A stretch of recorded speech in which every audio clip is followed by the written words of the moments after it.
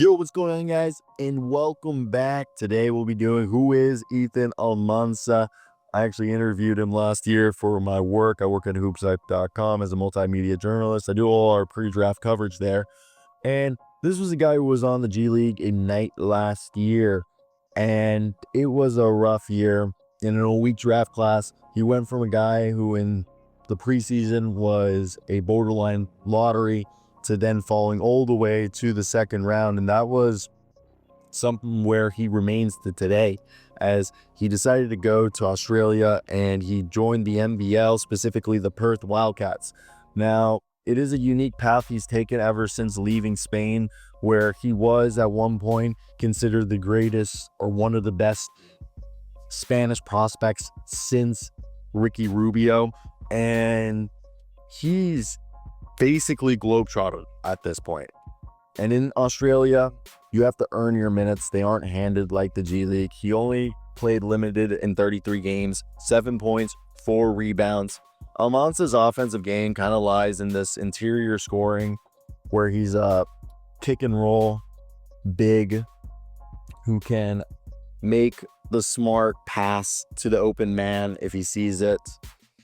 And he's kind of just like, really, like, when you look at him, this is always what I've said, a poor man's Al Horford is what you want. He has that good footwork and touch around the basket, I think just as a result of being probably from Spain and having originally grown up playing soccer, football. And he has a good understanding of the game and basketball IQ that allows him to read the defenses and make smart cuts to the basket or put the ball on the deck and try to drive and effectively finish in the paint, as he understands that. I think just some of the things is just he's young and he's just trying to work through his game. And defensively, he can guard ones in 4s and 5s and some 3s. He's agile enough and quick enough to go against smaller players, and then has the length to defend bigs. And he's not really a shot blocker. His defensive impact is more pronounced than like contests and being disciplined and just staying within the team scheme than him being like a shot blocker that racks up blocks.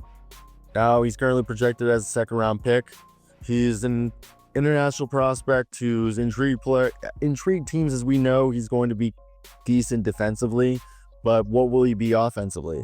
And that's the biggest thing. And he's a little undersized, but I also think there's a chance that he uses this to get feedback again, and then instead of staying in Australia, he ends up in France next year on like Nanterre 92, like Wemby's old team or something.